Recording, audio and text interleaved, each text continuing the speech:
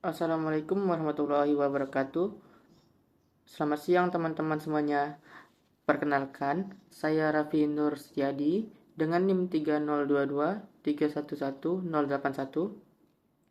dari kelas 23 MSDM. Pada kesempatan kali ini, saya akan membahas materi mengenai rekrutmen dan seleksi internasional pada mata kuliah MSDM Global yang diampu oleh Bapak Robert Tuabarasa MM. Materi ini penting terutama dalam konteks perusahaan global atau multinasional yang saat ini semakin berkembang. Topik ini akan membantu kita memahami bagaimana perusahaan mencari dan memilih karyawan terbaik dari berbagai negara, serta tantangan yang akan dihadapi dalam proses tersebut. Mengapa rekrutmen internasional penting? Pertama, kita bahas dulu kenapa rekrutmen internasional itu penting. Yang pertama adalah karena pasar global yang dinamis. Saat ini, perusahaan tidak lagi hanya bersaing di dalam negeri, tetapi juga secara global. Jadi, mereka harus mampu mendapatkan talenta terbaik dari berbagai negara. Yang kedua adalah kebutuhan akan talenta yang beragam. Perusahaan butuh sudut pandang yang berbeda, karena dengan keberagaman budaya dan pengalaman, perusahaan bisa lebih inovatif. Dan yang terakhir adalah keunggulan kompetitif. Perusahaan yang mampu menempatkan orang yang tepat di posisi yang tepat, terutama dalam skala global, akan lebih unggul dibanding pesaingnya. Baik, di sini ada contoh kasus. Misalnya, perusahaan seperti Unilever. Mereka menjual produk di banyak negara, mulai dari Indonesia sampai Eropa.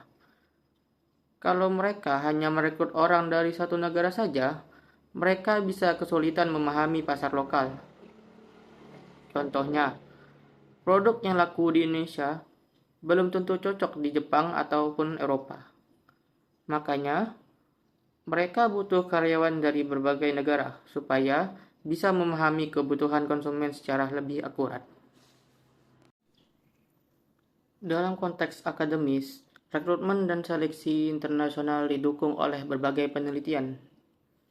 Biasanya, digunakan pendekatan tinjauan literatur sistematis, yaitu mengumpulkan berbagai penelitian sebelumnya untuk menemukan metode terbaik dalam rekrutmen global. Studi ini mengidentifikasi metode rekrutmen dan seleksi yang efektif pada perusahaan multinasional melalui kajian literatur yang komprehensif. Pendekatan sistematis ini menjembatani kesenjangan pengetahuan dalam penempatan staf strategis di level internasional. Tujuannya adalah agar perusahaan tidak asal memilih karyawan, tetapi berdasarkan strategi yang sudah terbukti efektif secara ilmiah. Teknologi dalam rekrutmen. Sekarang, kita masuk ke era digital. Teknologi sangat berperan dalam proses rekrutmen internasional. Misalnya, yang pertama, portal rekrutmen online seperti LinkedIn ataupun job portal global. Platform digital memungkinkan perusahaan menjangkau kandidat global tanpa batas geografis. Yang kedua, kerjasama dengan agen rekrutmen atau job fair internasional. Kemitraan dengan agen rekrutmen dan partisipasi dalam bursa kerja internasional memperluas jaringan kandidat. Yang ketiga, bahkan sekarang ada aplikasi mobile untuk melamar kerja. Wawancara kampus dan aplikasi mobile memudahkan proses dari mana saja secara real time. Dengan teknologi ini, perusahaan bisa menjangkau kandidat dari seluruh dunia dengan lebih cepat dan efisien. Sekarang, hampir semua rekrutmen pakai teknologi. Contohnya, banyak perusahaan menggunakan platform seperti LinkedIn. Misalnya, ada kandidat dari Indonesia yang ingin kerja di Singapura. Dia cukup apply lewat LinkedIn, lalu HR di sana bisa langsung lihat profilnya. Bahkan sekarang, wawancara bisa lewat Zoom. Jadi, tidak perlu datang langsung. Ini membuat proses lebih cepat dan hemat biaya. Selanjutnya, ada peran ekspatriat. Ekspatriat adalah karyawan yang bekerja di luar negara asalnya. Ekspatriat memainkan peran yang krusial dalam ekosistem rekrutmen internasional. Dalam pengalaman lintas budaya, mereka punya peran penting karena bisa meningkatkan efektivitas dalam menemukan dan menilai kandidat yang tepat untuk posisi global. Kemudian, menjembatani perbedaan budaya antar tim dari berbagai negara dan menciptakan lingkungan kerja yang lebih sehat, inklusif, dan produktif secara global. Jadi, ekspatriat ini bisa dibilang sebagai penghubung budaya dalam organisasi internasional. Contoh nyata, misalnya ada manajer dari Jepang yang bekerja di Indonesia. Kalau tidak ada ekspatriat atau orang yang paham dua budaya, bisa terjadi konflik. Misalnya, budaya kerja Jepang yang sangat disiplin dan tepat waktu bisa berbeda dengan budaya kerja di Indonesia yang lebih fleksibel. Nah, ekspatriat ini membantu menjembatani perbedaan itu supaya tim tetap bisa bekerja dengan baik. Proses rekrutmen. Rekrutmen adalah proses sistematis untuk menarik kandidat yang memenuhi kualifikasi yang dibutuhkan organisasi. Proses rekrutmen itu tidak langsung mencari orang, tetapi ada tahapannya. Pertama adalah perencanaan SDM, yaitu menentukan kebutuhan tenaga kerja.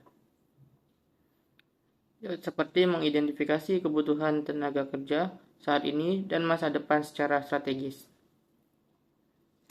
Kedua, desain pekerjaan. Di sini, perusahaan membuat deskripsi kerja yang jelas supaya kandidat tahu apa yang diharapkan. Sehingga spesifikasi jabatannya jelas dan kompetitif. Ketiga, penciptaan kesadaran atau publikasi lowongan kerja, supaya informasi bisa sampai ke kandidat yang tepat. Kalau tahap ini tidak dilakukan dengan baik, maka kandidat yang didapat juga tidak maksimal. Contohnya, perusahaan ingin membuka cabang baru di Malaysia.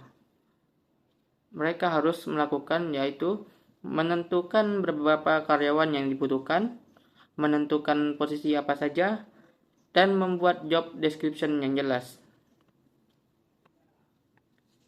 Kalau tahap ini asal-asalan, bisa saja mereka merekrut orang yang tidak sesuai dengan kebutuhan, dan akhirnya merugikan perusahaan itu sendiri. Proses seleksi yang tepat, memilih yang terbaik. Setelah rekrutmen, masuk ke tahap seleksi. Tahapannya biasanya yang pertama screening, yaitu review CV dan dokumen. Kemudian yang kedua assessment, yaitu tes tertulis dan psikotes. Kemudian yang ketiga wawancara, yaitu kompetensi dan kecocokan budaya.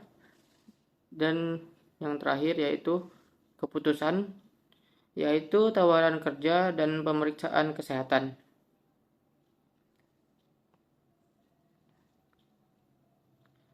Kompleksitas seleksi internasional. Seleksi adalah proses pengambilan keputusan untuk menerima atau menolak kandidat berdasarkan kesesuaian dengan kebutuhan organisasi. Proses ini sangat bervariasi antar organisasi, jenis pekerjaan, dan negara, mulai dari penyaringan awal hingga keputusan akhir yang menentukan. Dalam skala internasional, proses ini lebih kompleks karena harus mempertimbangkan budaya, bahasa, dan juga regulasi di masing-masing negara. Jadi, tidak bisa disamakan antara satu negara dengan negara lain. Misalnya, ada dua kandidat. Kandidat A yaitu pintar secara akademik, sedangkan kandidat B yaitu punya pengalaman kerja internasional dan bisa bahasa asing. Dalam konteks perusahaan global, seringkali kandidat B lebih dipilih karena lebih siap menghadapi lingkungan kerja lintas budaya. Jadi, seleksi internasional tidak hanya melihat nilai, tapi juga kemampuan adaptif dan komunikasi. Studi kasus perusahaan multinasional di Indonesia. Kita lihat contoh nyata dari beberapa perusahaan di Indonesia. Yang pertama, Unilever. Menekankan tahapan rekrutmen yang terstruktur dengan orientasi pada pembangunan berkelanjutan dan standar internasional. Mereka punya sistem rekrutmen yang terstruktur dan berstandar internasional. Yang kedua, Astra International. Menjalankan proses rekrutmen umum dan program magang internasional atau ITP dengan tahapan aplikasi, wawancara, dan seleksi akhir. Mereka punya program magang internasional dan proses seleksi yang cukup lengkap. Ketiga, Mayora. Seleksi meliputi tes tertulis, psikotes, wawancara, penawaran gaji, hingga pemeriksaan kesehatan secara menyeluruh. Dari sini, kita bisa lihat bahwa perusahaan besar sangat serius dalam proses seleksi karyawan. Seperti misal contohnya di Astra International. Mereka punya program International Train Program. Di sini, kandidat tidak hanya dites kemampuan akademik, tetapi juga leadership, kemampuan komunikasi, dan kesiapan kerja di lingkungan global. Hal ini menunjukkan bahwa perusahaan tidak hanya mencari orang pintar, tetapi juga yang siap untuk berkembang. Strategi rekrutmen. Agar rekrutmen internasional berhasil, perusahaan perlu strategi. Keberhasilan rekrutmen dan seleksi internasional bergantung pada pendekatan yang terstruktur dan kontekstual. Pertama, strategi harus terukur. Menentukan proses rekrutmen dan seleksi yang jelas, terukur, dan konsisten di seluruh cabang global. Artinya, jelas dan konsisten di semua cabang. Yang kedua, harus bisa beradaptasi dengan budaya lokal. Memperhatikan norma budaya dan ketentuan hukum ketenagakerjaan di setiap negara tuan rumah. Karena tiap negara punya aturan dan kebiasaan yang berbeda.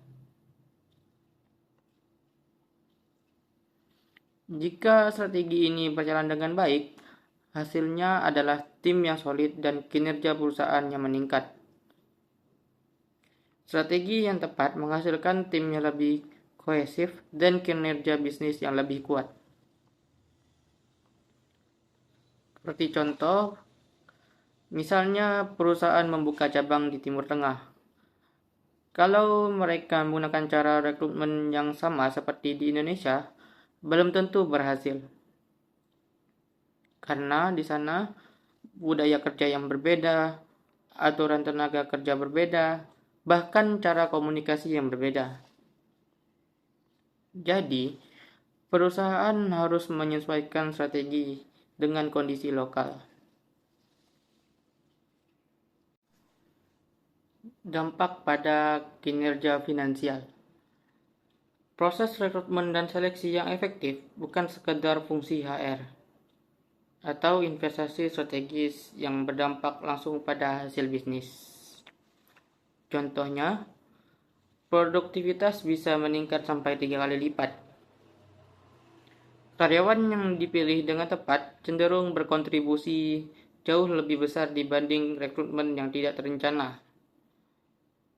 Kemudian, turnover karyawan bisa turun hingga 50%. Seleksi berbasis kompetensi dan kesesuaian budaya mengurangi pergantian karyawan yang mahal. Kemudian, ROI perusahaan juga meningkat. Return on investment mencocokkan talenta dengan kebutuhan organisasi secara tepat, meningkatkan produktivitas dan profitabilitas secara signifikan. Artinya, memilih karyawan yang tepat itu sebenarnya investasi jangka panjang bagi perusahaan. Contoh sederhana, kalau perusahaan salah merekrut karyawan, misalnya tidak cocok dengan budaya kerja, biasanya dia cepat resign. Akibatnya, yang ditimbulkan yaitu perusahaan harus merekrut ulang, mengeluarkan biaya lagi, dan produktivitas juga turun. Sebaliknya, kalau rekrutmen itu tepat, karyawan bisa bertahan lama dan memberikan kontribusi yang maksimal.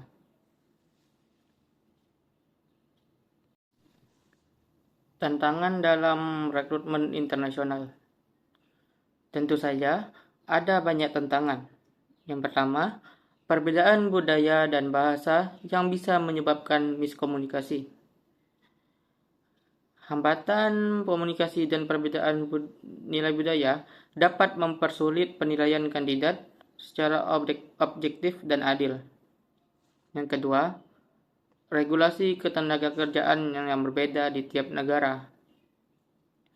Setiap negara memiliki undang-undang tenaga kerja yang berbeda, mulai dari visa kerja hingga syarat kontrak yang harus dipenuhi.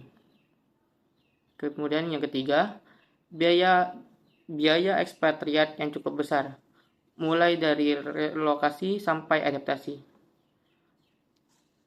Penempatan ekspatriat memerlukan biaya relokasi, akomodasi, dan adaptasi yang signifikan, namun perlu dikelola secara cermat.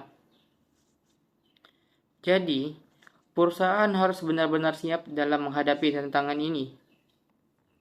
Contoh nyata, misalnya, perusahaan dari Amerika merekrut karyawan di Indonesia.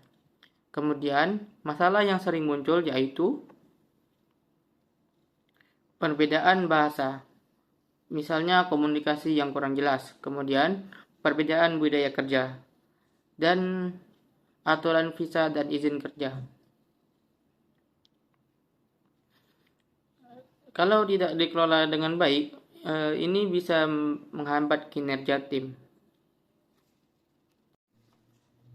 Solusi dan inovasi dalam seleksi. Untuk menghadapi tantangan tadi, ada beberapa solusi modern. Misalnya, yang pertama, assessment center, yaitu simulasi kerja nyata untuk mengukur kompetensi kandidat secara komprehensif dalam situasi yang relevan. Kemudian yang kedua, wawancara berbasis kompetensi. Menggali perilaku nyata kandidat di masa lalu sebagai prediktor kinerja di masa depan. Kemudian yang ketiga, gamification, yaitu seleksi dengan konsep permainan yang menggunakan elemen permainan untuk meningkatkan engagement kandidat dan mengukur kemampuan kognitif secara inovatif. Metode ini membuat proses seleksi lebih akurat dan juga lebih menarik bagi kandidat. Sekarang, banyak perusahaan memakai assessment center. Misalnya, kandidat diminta simulasi seperti presentasi bisnis, diskusi kelompok, dan menyelesaikan masalah. Dari situ, HR bisa melihat langsung kemampuan kandidat, bukan hanya dari CV saja. Bahkan, ada juga yang pakai game untuk tes logika dan kepribadian. Jadi, proses ini lebih menarik. Keberagaman dan inklusi. Keberagaman itu bukan sekedar tren, tetapi kebutuhan. Dengan tim yang beragam, perusahaan jadi lebih inovatif, karyawan lebih loyal, dan lebih memahami pasar global. Yang pertama, mendorong inovasi. Merekrut talenta dari berbagai latar belakang budaya, gender, dan pengalaman menghasilkan gagasan yang lebih segar dan solusi yang lebih kreatif. Yang kedua, retensi karyawan. Lingkungan kerja yang inklusif dan menghargai perbedaan terbukti meningkatkan kepuasan dan loyalitas karyawan jangka panjang. Dan yang ketiga, pemahaman pasar global. Tim yang beragam lebih mampu memahami kebutuhan pelanggan dari berbagai penjuru dunia, menghasilkan strategi bisnis yang lebih tepat sasaran. Jadi, diversity dan inclusion itu sangat penting dalam organisasi internasional. Contoh, tim yang terdiri dari orang Indonesia, India, dan Eropa biasanya punya cara berpikir yang berbeda. Saat mereka bekerja sama, ide jadi lebih kreatif dan solusi lebih inovatif. Misalnya, dalam membuat produk global, mereka bisa mempertimbangkan berbagai sudut pandang pasar. Dari seluruh pembahasan yang telah kita bahas bersama, dapat kita tarik kesimpulan bahwa rekrutmen dan seleksi internasional bukan lagi sekadar aktivitas rutin dalam manajemen sumber daya manusia, tetapi sudah menjadi bagian dari strategi utama perusahaan dalam menghadapi persaingan global.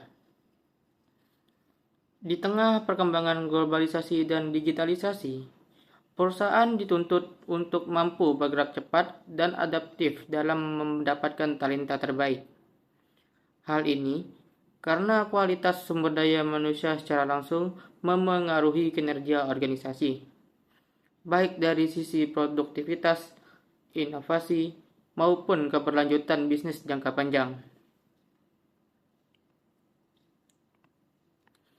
Rekrutmen internasional menjadi penting karena membuka akses terhadap kandidat yang lebih luas, tidak terbatas pada satu negara saja.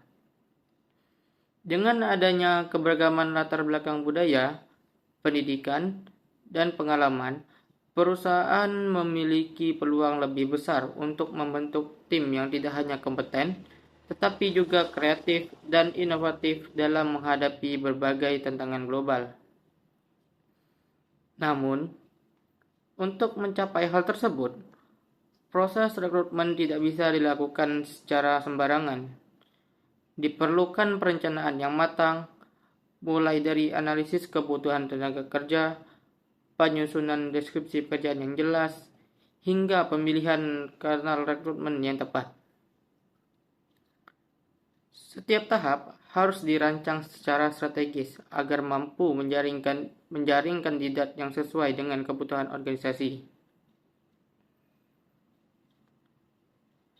Selanjutnya, pada tahap seleksi, perusahaan harus mampu menilai kandidat secara menyeluruh, tidak hanya dari aspek kemampuan teknis, tetapi juga dari segi soft skill seperti kemampuan komunikasi, kerjasama tim, serta adaptasi terhadap perbedaan budaya. Hal ini menjadi sangat penting dalam konteks internasional, karena karyawan akan berinteraksi dengan berbagai individu dari latar belakang yang berbeda. Di sisi lain, kemajuan teknologi juga memberikan dampak yang sangat signifikan dalam proses rekrutmen dan seleksi. Penggunaan platform digital, artificial intelligence, hingga wawancara virtual telah membuat proses menjadi lebih efisien, cepat, dan menjangkau lebih banyak kandidat. Namun demikian, perusahaan tetap perlu berhati-hati agar penggunaan teknologi tidak mengurangi aspek humanis dalam menilai kandidat.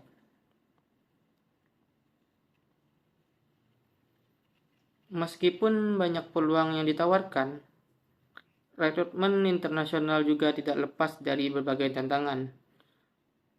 Perbedaan budaya dan bahasa seringkali menjadi hambatan utama dalam komunikasi dan penilaian kandidat. Selain itu, adanya perbedaan regulasi ketenagakerjaan di setiap negara juga menuntut perusahaan untuk lebih teliti dan patuh terhadap hukum yang berlaku. Belum lagi biaya yang cukup besar dalam penempatan tenaga kerja internasional, khususnya ekspatriat.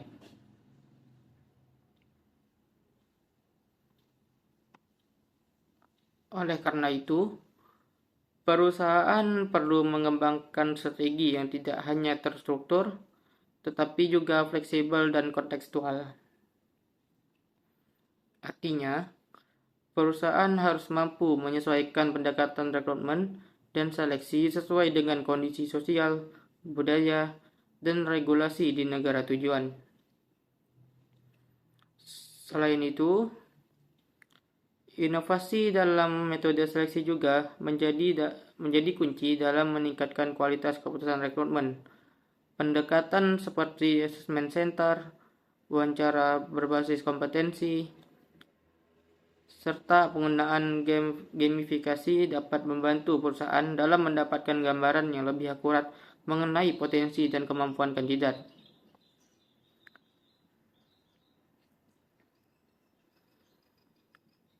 Hal yang tidak kalah penting adalah penerapan prinsip keberagaman dan inklusi. Perusahaan yang mampu menciptakan lingkungan kerja yang terbuka dan menghargai perbedaan akan lebih mudah dalam mempertahankan karyawan, meningkatkan kepuasan kerja, serta mendorong terciptanya ide-ide baru yang inovatif. Jika kita lihat secara keseluruhan, maka dapat disimpulkan bahwa keberhasilan rekrutmen dan seleksi internasional sangat bergantung pada kemampuan perusahaan dalam mengintegrasikan berbagai aspek, mulai dari strategi, teknologi, budaya, hingga inovasi.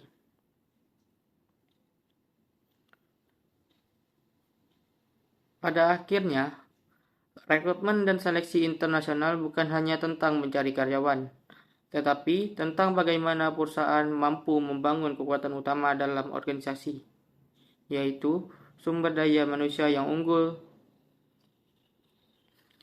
Karyawan yang tepat tidak hanya mampu menjalankan tugasnya dengan baik, tetapi juga mampu beradaptasi, berkontribusi secara global, dan membawa perusahaan menuju keunggulan kompetitif yang berkelanjutan.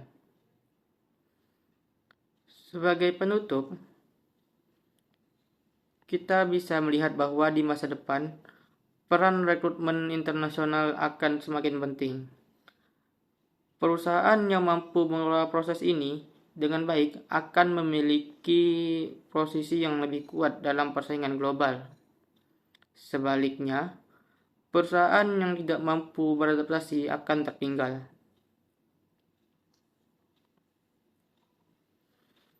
Oleh karena itu, pemahaman mengenai rekrutmen dan seleksi internasional ini menjadi sangat relevan. Tidak hanya bagi perusahaan, tetapi juga bagi kita sebagai calon tenaga kerja yang mungkin akan menghadapi lingkungan kerja global di masa yang akan datang. Jadi, bisa kita simpulkan bahwa di era global saat ini, bukan hanya perusahaan yang harus bersaing secara internasional, tetapi juga individu sebagai tenaga kerja harus siap untuk beradaptasi dan berkembang dalam lingkungan global. Demikian yang bisa saya sampaikan. Terima kasih atas perhatiannya. Wassalamualaikum warahmatullahi wabarakatuh.